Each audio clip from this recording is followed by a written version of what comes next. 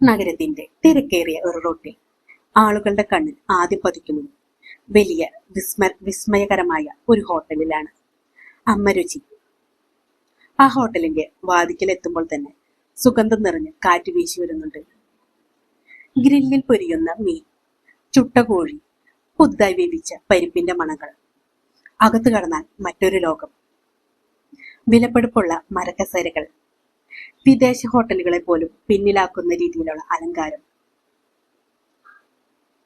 ആരും ഒരൊറ്റ നോട്ടത്തിൽ കണ്ടാൽ കൊതിച്ചു പോകുന്ന ഒരു ഹോട്ടൽ.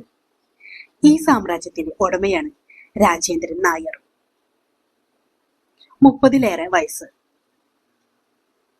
എല്ലായ്പ്പോഴും ക്രീം ജുബയും മുണ്ടും ധരിച്ച് വലിയ ചെയറിലിരുന്ന് ജീവനക്കാരോട് ഉത്തരവിടുന്ന ഭാവം. അദ്ദേഹത്തിന്റെ കണ്ണിൽ സ്ഥിരമായി തെളിഞ്ഞു നിന്നിരുന്ന അഹങ്കാരത്തിന്റെ ഭാവം. ജീവനക്കാരെ വിളിക്കുമ്പോൾ നീയെന്നോ മാത്രമാണ് വിളിക്കുവാറുള്ളൂ. ഒരു ചെറിയ തെറ്റ് പോലും ജീവനക്കാരിൽ നിന്ന് വന്നിട്ടുണ്ടെങ്കിൽ രാജേന്ദ്രന് സഹിക്കുവാൻ പറ്റുകയില്ല. ഈ റെസ്റ്റോറന്റിൽ സാധാരണക്കാരുടെ കാര്യമില്ല. ഇവിടെ ഭക്ഷണം കഴിക്കാൻ എത്തുന്നത് നഗരത്തിലെ കോടീശ്വരന്മാരും രാഷ്ട്രീയന്മാരും പ്രശസ്തരും മാത്രം. പണമില്ലാത്തവർക്ക് ഇവിടെ സ്ഥലമില്ല. നായർ പലപ്പോഴും ജീവനക്കാരോട് ആവർത്തിച്ച് പറയുന്ന വാക്കുകൾ ഇത് മാത്രമായിരുന്നു. അങ്ങനെ ദിവസങ്ങൾ കടന്നു. ഒരു വൈകുന്നേരം ജനങ്ങൾ നിറഞ്ഞു നിന്നിരുന്ന സമയത്ത് ആ വലിയ റെസ്റ്റോറന്റിന്റെ വാതിൽ തുറന്നു അകത്തേക്ക് ഒരു വൃദ്ധൻ കടന്നു വരികയാണ്. പഴകിയ വസ്ത്രവും കണ്ണുകളിൽ ക്ഷീണവും ഒട്ടനവധി ദിവസമായി വയറ്റിൽ ഒന്നുമില്ലാത്ത വിശപ്പിന്റെ തെളിച്ചവും. ആ വൃദ്ധൻ വേഗം തന്നെ ഭക്ഷണം കഴിക്കുന്നിടത്തേക്ക് ചെന്നു. ശേഷം പറഞ്ഞു, മകനെ, എനിക്ക് വളരെ വിശക്കുന്നുണ്ട്, ഭക്ഷണം തരുമോ? ജീവനക്കാർ ഇത് കണ്ടപ്പോൾ ആകെ പരിഭ്രമിച്ചു. സാർ, ഇവിടെ ഭക്ഷിക്കാൻ വരുന്നവർക്ക് സാറിന്റെ കയ്യിൽ പണമില്ലേ? സാറിനെ കണ്ടിട്ടുണ്ടെങ്കിൽ പണമില്ലാത്ത പോലെയാണ് തോന്നുന്നത്. ഞങ്ങളുടെ ഈ റെസ്റ്റോറന്റിന്റെ ഓണർ പറഞ്ഞിട്ടുണ്ട് ഇങ്ങനെയുള്ളവർക്ക് ഫുഡ് കൊടുക്കരുതെന്ന്.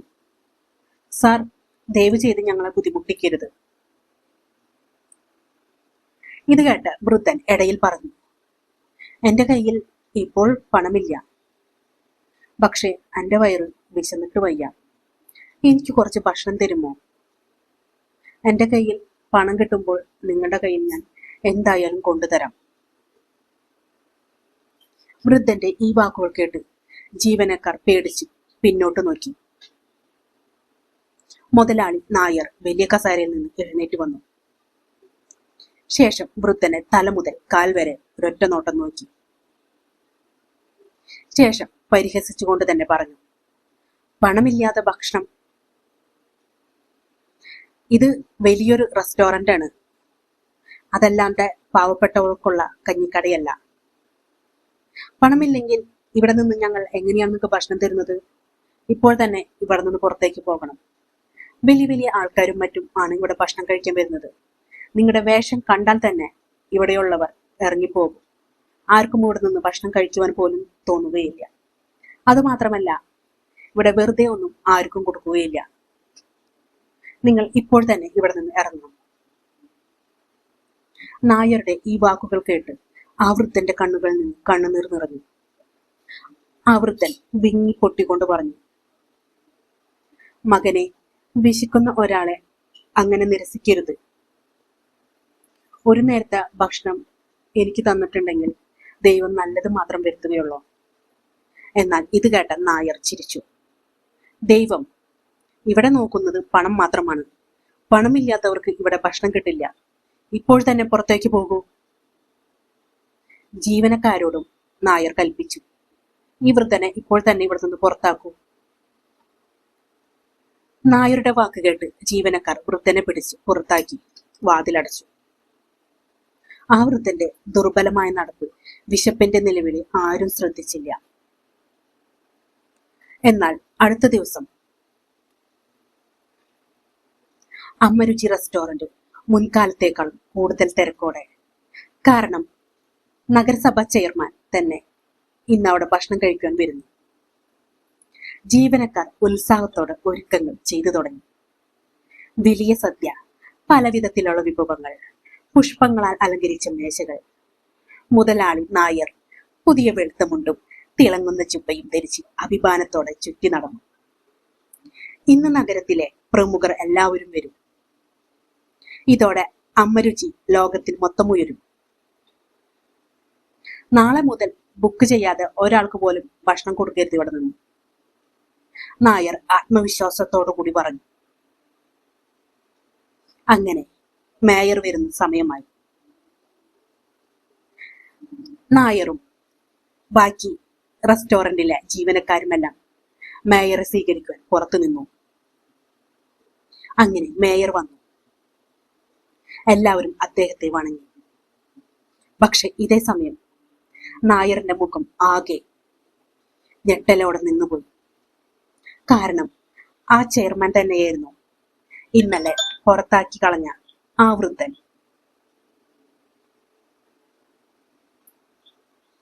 നായർ ആകെ ഞെട്ടലോടെ അവിടെ നിന്നു. ഇത് കണ്ട ചെയർമാൻ മെല്ലെ പുഞ്ചിരിച്ചു. രാജേന്ദ്ര,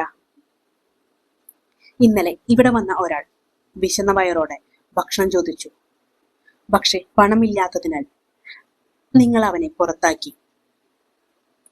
ആ വ്യക്തി മറ്റാരുമല്ല, ഞാൻ തന്നെയായിരുന്നു. ഇത് കേട്ടപ്പോൾ അവിടെ നിന്നവരെല്ലാം ഒരു നിമിഷത്തേക്ക് നിശബ്ദമായി. ജീവനക്കാർ തലകുനിച്ചു. അവിടെ നിൽക്കുന്നവർ പരസ്പരം ചർച്ചയിൽ തുടങ്ങി. ചെയർമാൻ പിന്നെയും തുടർന്നു. പണമുള്ളവനോ ഇല്ലാത്തവനോ അങ്ങനെ ഒന്നുമില്ല. വിശപ്പ് ഒരു വേദനയാണ്. ആ നേരത്ത് ഒരു തരി ഭക്ഷണം കൊടുക്കുവാൻ സാധിച്ചാൽ അത് എത്രയോ വലിയ പുണ്യമാണ്.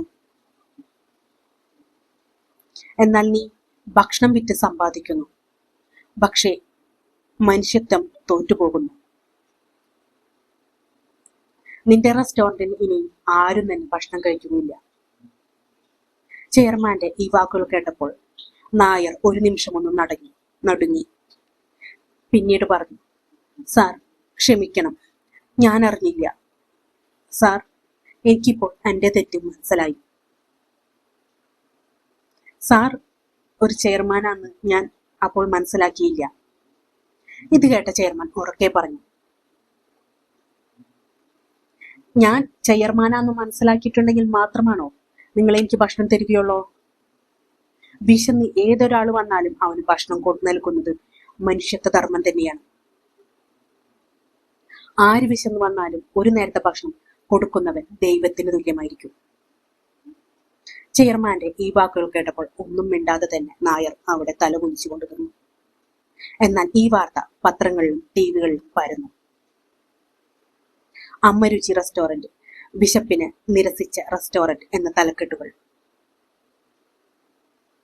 അങ്ങനെ കുറച്ചു ദിവസങ്ങൾക്ക് ശേഷം റെസ്റ്റോറന്റ് പിന്നെയും തുറന്നു. പുതിയൊരു ബോർഡ് അവിടെ തെളിഞ്ഞു. അമ്മരുചി, വിശക്കുന്നവർക്കും പണമില്ലെങ്കിലും ഭക്ഷണം സൗജന്യം. ഇപ്പോൾ രാജേന്ദ്രൻ നായർ തിരിച്ചറിഞ്ഞു, പണം മാത്രം നോക്കുന്നവനാണ് യഥാർത്ഥ ദാരിദ്ര്യം. വിശക്കുന്നവന്റെ കണ്ണുനീർ സ്വർണത്തേക്കാൾ വിലയുള്ളതാണ്. അവർക്ക് ഒരു നേരത്തെ ഭക്ഷണം കൊടുക്കാൻ സാധിച്ചിട്ടുണ്ടെങ്കിൽ അതാണ് താൻ ചെയ്യുന്നതിൽ ഏറ്റവും വലിയ പുണ്യം.